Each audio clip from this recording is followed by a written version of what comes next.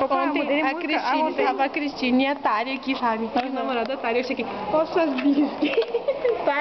Chegou mensagem para a Cintia. E eu cheguei, ó suas bisques, ele olhou bem sério, né? Tá chamando minha namorada que eu tava junto. Adoro essa música. Eu tô capaz. Deixa eu virar o teu MP3 pra nós escutemos enquanto nós escutamos. Escutemos. Ó, Praga, você não vai parar de filmar, Do né? lado de Boa Vista do Inca, nós escutemos. Invejão. Não, invejão.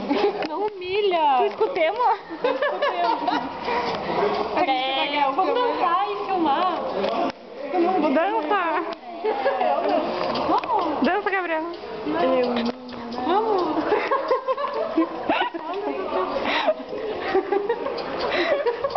Agora sim. Ai. Você não viu nada. Não, eu não enxerguei nada.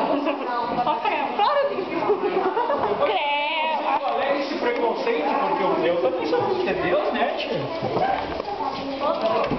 Eu, um jovem adolescente, no auge da puberdade. A única diferença é que eu não sou magrão, eu sou grosso.